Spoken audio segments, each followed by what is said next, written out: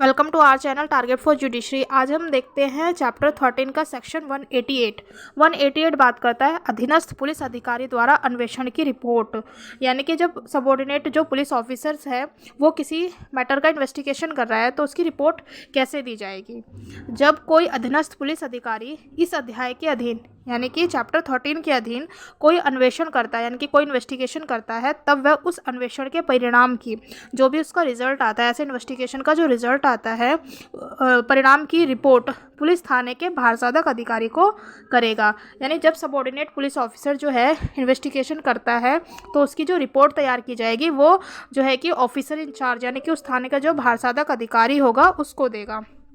Section 189 बात करता है जब साक्ष्य यानी जब एविडेंसेस जो है अपर्याप्त हो तब अभियुक्त का छोड़ा जाना, जिसे कि हम एफआर भी कहते हैं यानी कि फाइनल रिपोर्ट। जब साक्ष्य जो है अपर्याप्त होते हैं यानी कि इनसफिशिएंट जो है कि एविडेंसेस होते हैं तब अभियुक्त को छोड़ दिया जाता है। यदि इस अध्याय के अधीन अन्वेषण पर यानी कि इन्वेस्टिगेशन पर पुलिस थाने के भारसाधक अधिकारी को प्रतीत होता है, किसको प्रतीत होता है? पुलिस थाने के भारसाधक अधिकारी को, कि ऐसा पर्याप्त साक्ष्य या तो सफिशिएंट एविडेंस या संदेह का उचित आधार नहीं है,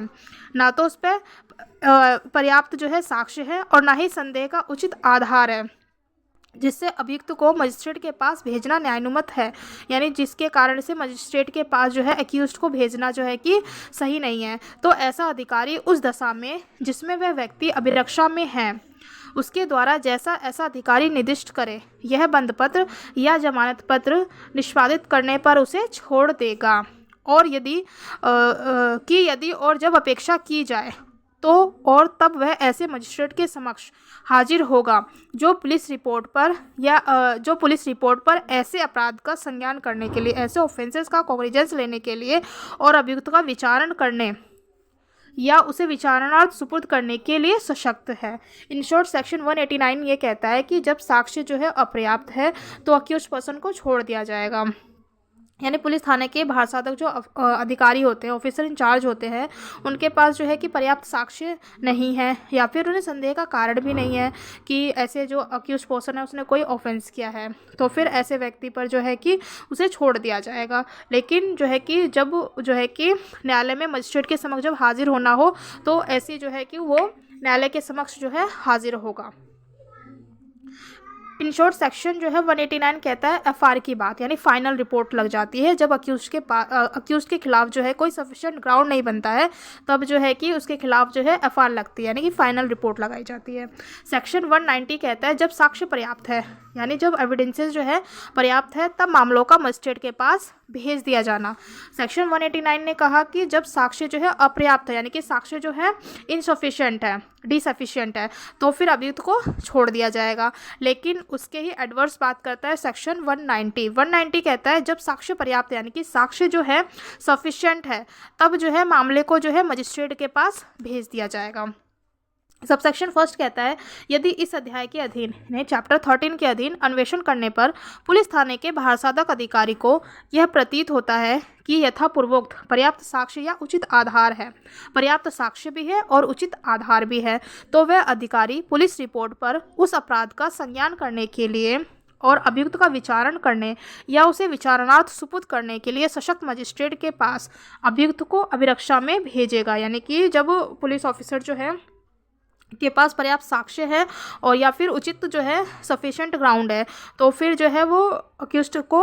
अभियुक्त को जो है मजिस्ट्रेट के पास भेजेगा। और यदि अपराध जमानती है, यदि ऑफेंस ऐसा किया गया है जो कि बेलेबल है यानी जिसकी जमानत दी जा सकती है और अभियुक्त प्रतिभूति देने के लिए समर्थ है, ऑफेंस जो है वो बेलेबल है और अक्यूज्ड पर्सन जो है उसके लिए जो है सिक्योरिटी देने के लिए समर्थ है, तो ऐसे मजिस्ट्रेट के समक्ष नियत दिन उसके हाजिर होने के लिए और ऐसे मजिस्ट्रेट के समक्ष जब तक अन्यथा निर्देश ना दिया जाए तब तक वह दिन प्रतिदिन उसकी हाजिरी के लिए प्रतिभूति लेगा, यानी कि पर डे के हिसाब से जो है कि उसकी सिक्योरिटी ले ली जाएगी।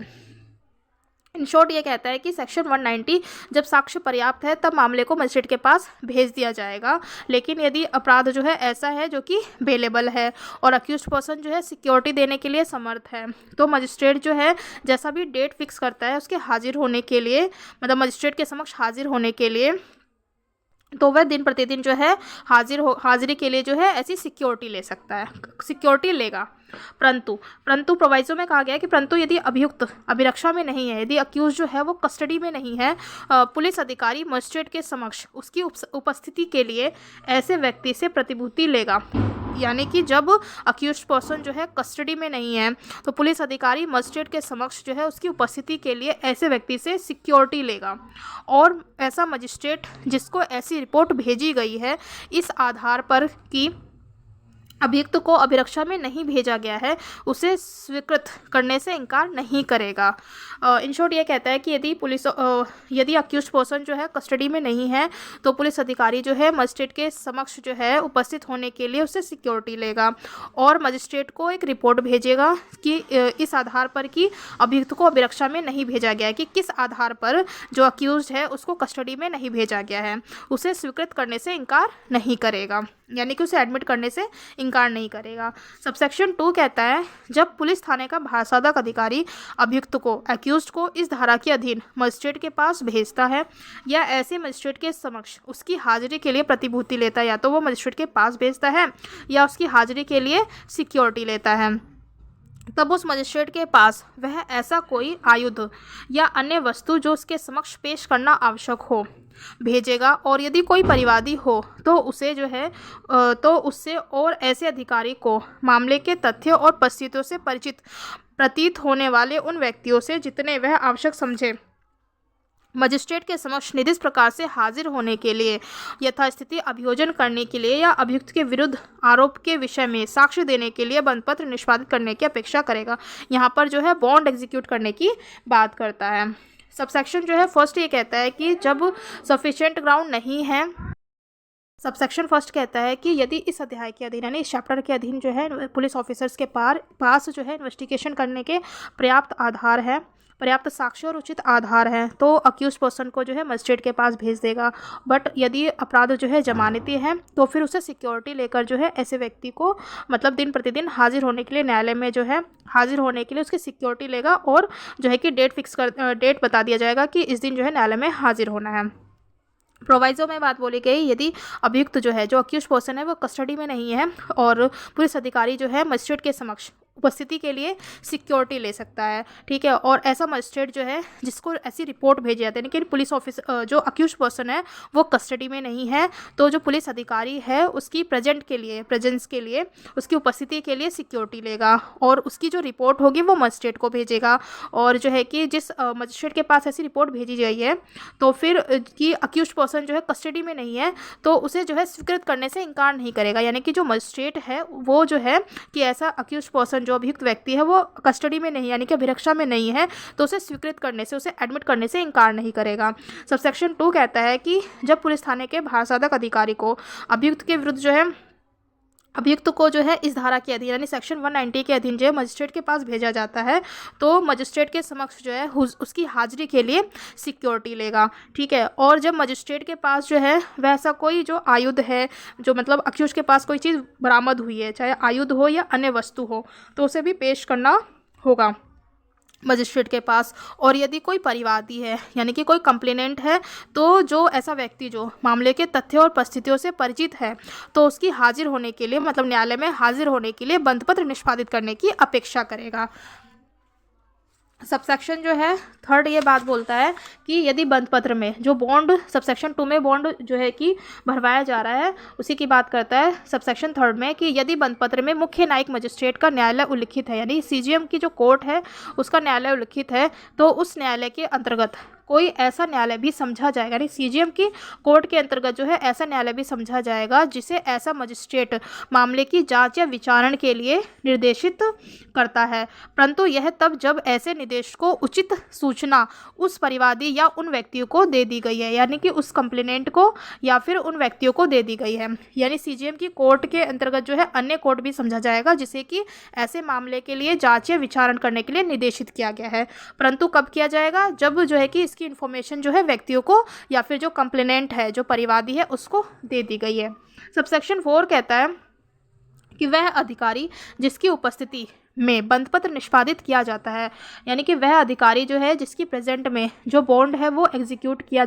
जाता है, उस बंधपत्र की एक प्रतिलिपि, उसकी जो है एक कॉपी उन व्यक्तियों में से एक को प्रदत्त करेगा, यानी जितने भी व्यक्ति उनमें से एक को प्रदत्त करेगा, जो उसे निष्पादित करता है, जो उसे एग्जीक्यूट करता है, उसे जो है कि देगा। और तब मूल बंधपत्र को अपनी रिपोर्ट के साथ मजिस्ट्रेट के पास भेजेगा। और तब जो ओरिजिनल जो बॉन्ड होगा उसकी रिपोर्ट के साथ जो है मजिस्ट्रेट के पास भेजेगा। सेक्शन 190 ये बात करता है कि जब अक्यूज्ड के खिलाफ जो है सफिशिएंट ग्राउंड है तब जो है पुलिस अधिकारी जो है उसे मजिस्ट्रेट के पास भेजेगा, लेकिन यदि बेलेबल ऑफेंस है तो फिर उसकी सिक्योरिटी ले लेगा और जो है कि उसके लिए जो है पर डे हाजिर होने के लिए सिक्योरिटी लेगा। प्रोवाइजो में ये बात बोली गई है कि यदि अक्यूज्ड पर्सन जो है कस्टडी में नहीं है तो फिर जो है पुलिस अधिकारी जो है मजिस्ट्रेट के सामने जो है कि उसकी जो है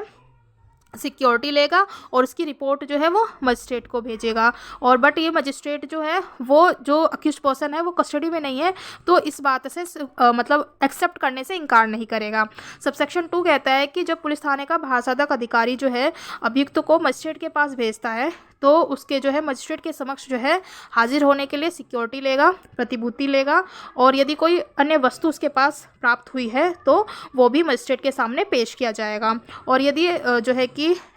कंप्लेनेंट है, यदि कंप्लेनेंट है कोई व्यक्ति तो उसे जो है जो और उसमें जो है ऐसे अधिकारी को जो कि मामले के तथ्यों और परिस्थितियों से परिचित कोई व्यक्ति है तो उसको जो है न्यायालय में हाजिर होने के लिए एक बॉन्ड जो है कि एविडेंसेस में देने के लिए बॉन्ड जारी किया जाएगा, निष्पादित करने की अपेक्षा की जा सकती है, यानी कि बॉन्ड जो है बंधपत्र निष्पादित करने की अपेक्षा की जाएगी। और थर्ड सबसेक्शन कहता है कि यदि जो बंधपत्र निष्पादित किया जा रहा है वो सीजीएम क्या न्यायालय है, यानी कि मुख्य न्यायिक मजिस्ट्रेट का न्यायालय है, तो ऐसे न्यायालय के अंतर्गत जो है अन्य न्यायालय भी समझे जाएंगे जिसे कि ऐसे मैटर्स में जांच या विचारण करने के लिए निर्देशित किया गया है। पर कब किया जाएगा? जब ऐसी जो इन्फॉर्मेशन है उसकी इन्फॉर्मेशन जो है परिवादी को या फिर उन व्यक्तियों को दे दी गई है जिसके खिलाफ जो है कि ये परिवाद किया जा रहा है। और सबसेक्शन 4 कहता है कि वह अधिकारी जिसकी उपस्थिति में, यानी कि वह जो है अधिकारी जिसकी प्रेजेंट में जो है कि ये बंधपत्र एग्जीक्यूट किया गया है तो उसको जो है ऐसे व्यक्ति को मतलब ऐसे व्यक्ति को एक जो है कि कॉपी देगा जो कि ऐसे बॉन्ड को एग्जीक्यूट करता है और फिर उसकी जो ओरिजिनल कॉपी होगी वो मजिस्ट्रेट के पास भेज दी जाएगी। सेक्शन जो है 191 कहता है कि परिवादी और साक्षियों से पुलिस अधिकारी के साथ जाने की अपेक्षा ना किया जाना और उनका अवरुद्ध ना किया जाना, यानी जो कंप्लेनेंट है परिवादी है और जो साक्षी है जो एविडेंस दे रहे हैं,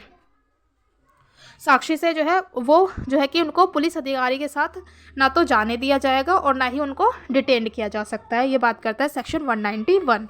ये कहता है किसी परिवादी या साक्षी से जो किसी न्यायालय में जा रहा है पुलिस अधिकारी के साथ जाने की अपेक्षा ना की जाएगी और ना तो उसे अनावश्यक रूप से अवरुद्ध किया जाएगा, यानी जब कोई जो परिवादी है, यदि कि जो कंप्लेनेंट है या कोई साक्षी है जो कि कोर्ट में जा रहा है तो उसे जो है पुलिस अधिकारी के साथ जाने की अपेक्षा नहीं की जाएगी और उसे अननेसेसरी जो है डिटेन नहीं किया जाएगा या असुविधा पहुंचाई जाएगी, ना तो उसे असुविधा पहुंचाई जाए। मतलब जो ऐसा जो व्यक्ति है, मतलब कंप्लेनेंट है, परिवादी है या जो साक्षी है, तो ना तो उसे पुलिस अधिकारी के साथ जाने की अपेक्षा की जाएगी और ना ही उसे अननेसेसरी जो है डिटेन किया जाएगा और ना उसे असुविधा पहुंचाई जाएगी और ना उसे अपनी हाजिरी के लिए उसके अपने बंधपत्र से भिन्न, यानी जो उसका खुद का जो बॉन्ड है उससे भिन्न कोई प्रतिभूति देने की अपेक्षा की जाएगी, उसके अलावा कोई सिक्योरिटी देने के लिए बाउंड नहीं किया जाएगा। परंतु प्रोवाइजो कहता है यदि कोई परिवादी या साक्षी हाजिर होने से या धारा 190 में निर्दिष्ट प्रकार का बंधपत्र निष्पादित करने से इनकार करता है, यानी जो कोई कंप्लेनेंट है या जो साक्षी है वो सेक्शन जो है 190 में बॉन्ड जो है एग्जीक्यूट करने से मना कर रहा है, तो पुलिस थाने का भारसाधक अधिकारी उसे मजिस्ट्रेट के पास अभिरक्षा में भेज सकता है। फिर जो है कि यदि कोई जो कंप्लेनेंट है या जो एविडेंस साक्षी दे रहा है पर्सन,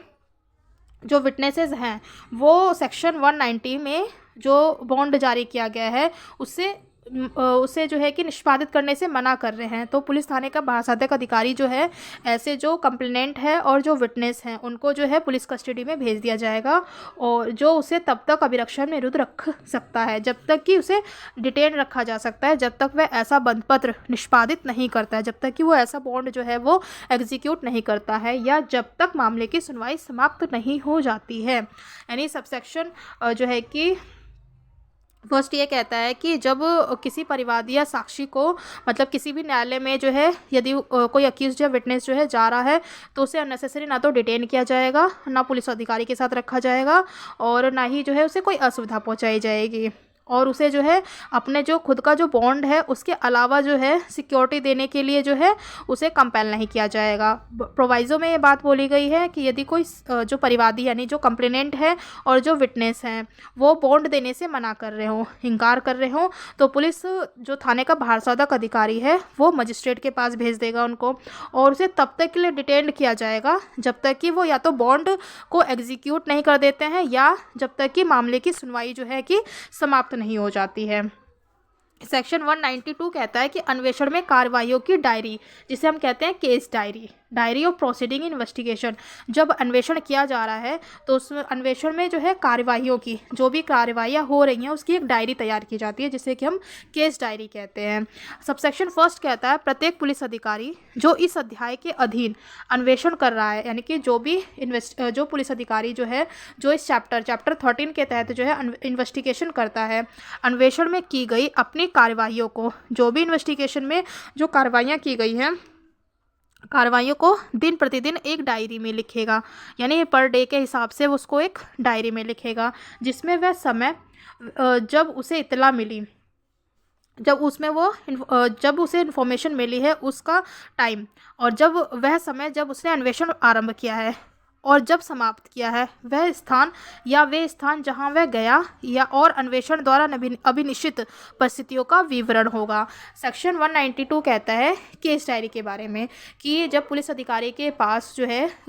इस चैप्टर के अधीन यानी चैप्टर 13 के अधीन जो है इन्वेस्टिगेशन कर रहा है, तो जब इन्वेस्टिगेशन कर रहा है तो उसमें जो डे बाय डे जो भी प्रतिदिन कार्य कर रहा है वो उसकी एक उसको जो है कि एक डायरी में लिखेगा, और उसमें ये भी मेंशन किया जाएगा कि वह समय जो है जब उसे ऐसी इन्फॉर्मेशन मिली, यानी कि जो ऑफेंस किया गया है उसकी इन्फॉर्मेशन कब मिली उसे, और उसने इन्वेस्टिगेशन कब स्टार्ट किया है और इन्वेस्टिगेशन को कब समाप्त किया है, और वो स्थान मतलब वो जो प्लेस है जहाँ से वो उसको मतलब ऐसी इन्फॉर्मेशन मिली है या जहाँ पर वो ऑफेंस जो है कि कमिट हुआ है, वह स्थान या वे स्थान जहाँ वह गया है, यानी जो पुलिस ऑफिसर जो है कहाँ कहाँ गया है और इन्वेस्टिगेशन से क्या क्या परिस्थितियों का और विवरण मिलता है, यानी सारी जो डिटेल्स होगी वो केस डायरी में लिखी जाएगी। सबसेक्शन 2 कहता है धारा 180 के अधीन अन्वेषण के दौरान अभिलिखित किए गए साक्ष्यों के कथन, यानी जो विटनेस जो स्टेटमेंट दिया है उसको भी केस डायरी में अंतः स्थापित किया जाएगा। सबसेक्शन 3 कहता है उपधारा फर्स्ट में निर्दिष्ट डायरी जो है जिल्द रूप में होगी, किस रूप में होगी, जिल्द रूप में होगी, और उसे पृष्ठ सम्यक रूप से संख्यापित होंगे, और उसमें जो है मतलब उसमें जो है नंबरिंग लिखी होगी। और सबसेक्शन 4 कहता है कोई दंड न्यायालय ऐसे न्यायालय में जांच या विचारण के अधीन मामले की पुलिस डायरियों को मंगा सकता है, यानी कोई भी क्रिमिनल जो कोर्ट होगी वो न्यायालय जो है ऐसे न्यायालय में जांच या विचारण के अधीन इंक्वायरी या ट्रायल के अधीन जो है पुलिस डायरियों को मंगा सकती है, और ऐसी डायरियों को मामले में साक्ष्य के रूप में तो नहीं, मतलब एज ए एविडेंस के रूप में तो नहीं लिया जाएगा, किंतु ऐसी जांच या विचारण में अपनी सहायता के लिए उपयोग में लाया जा सकता है। नहीं, इन शॉर्ट में ऐसा पूछा जाता है कि केस डायरी का उपयोग किस लिए किया जा सकता है, तो केस डायरी का उपयोग जो है न्यायालय अपनी सहायता के लिए करता है, वो उसमें साक्ष्य के रूप में प्रयोग नहीं किया जाता है केस डायरी का। सबसेक्शन 5 कहता है ना तो अभियुक्त और ना उसके अभिकर्ता ऐसी डायरियों को मंगाने के हकदार होंगे, ना तो अक्यूज्ड पर्सन और ना उसके अभिकर्ता ऐसी डायरियों को मंगाने के हकदार होंगे, और ना वह या वे केवल इस कारण उन्हें देखने के हकदार होंगे कि वह न्यायालय द्वारा देखी गई, यानी कोर्ट द्वारा देखी गई है इसलिए वो भी देखने के लिए हकदार नहीं होंगे, किंतु यदि वे पुलिस अधिकारी द्वारा जिसने उन्हें लिखा है अपनी स्मृति को ताज़ा करने के लिए उपयोग में लाई जाती है, यानी कि जब जो पुलिस ऑफिसर है जिसने ऐसी केस डायरी लिखी है और वो जो है सिर्फ अपनी मेमोरी को रिफ्रेश करने के लिए ऐसे जो है कि केस डायरी को यूज़ कर रहा है, या यदि न्यायालय उन्हें ऐसे पुलिस अधिकारी की बातों का खंडन करने के लिए, यानी कि जो पुलिस अधिकारी कोई बात कह रहा है उसका कंट्राडिक्शन करने के प्रयोजन के लिए उपयोग में लाता है।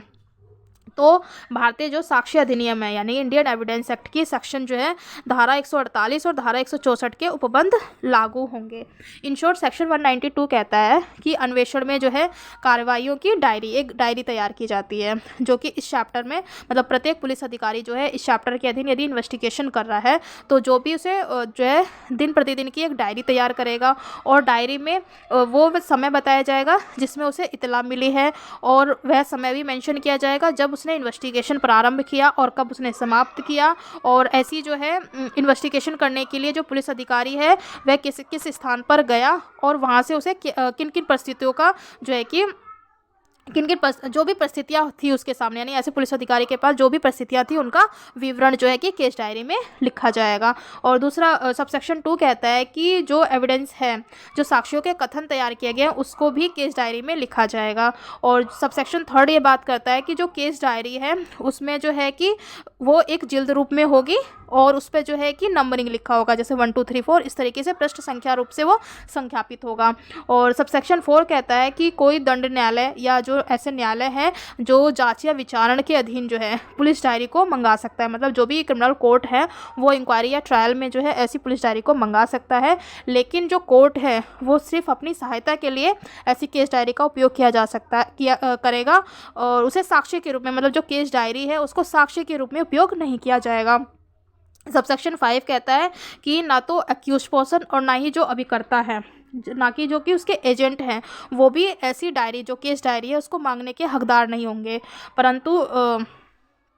और ना ही मतलब जो अक्यूज्ड पर्सन है और जो उनके एजेंट है ना तो वो केस डायरी को मंगा सकते हैं, मंगाने के हकदार होंगे, और ना ही उसे देखने के हकदार होंगे कि न्यायालय द्वारा उसे देखी गई है, मतलब न्यायालय ने उसे देखा है तो इस कारण से अक्यूज्ड पर्सन भी उसे देख ले, ऐसा नहीं है। मतलब केस डायरी को अक्यूज्ड पर्सन या उसके एजेंट जो है कि नहीं मंगा सकते हैं। लेकिन यदि पुलिस ऑफिसर जो है ऐसी जो केस डायरी का मतलब ऐसा जो पुलिस ऑफिसर जिसने केस डायरी को लिखा है अपनी जो है मेमोरी को रिफ़्रेश करने के लिए यदि केस डायरी का प्रयोग कर रहा है, ठीक है, पुलिस ऑफिसर जो है ऐसा अपनी मेमोरी को रिफ़्रेश करने के लिए केस डायरी का प्रयोग कर रहा है तो फिर उसका कंट्राडिक्शन करने के लिए जो है केस डायरी को मंगाया जा सकता है। और जो ये बात जो है एविडेंस एक्ट के सेक्शन 148 और 164 के उपबंध जो है कि लागू किए जाएंगे। इस तरीके से आज हमारा ख़त्म हुआ सेक्शन 192। अच्छा लगा तो please like share and subscribe. Thank you.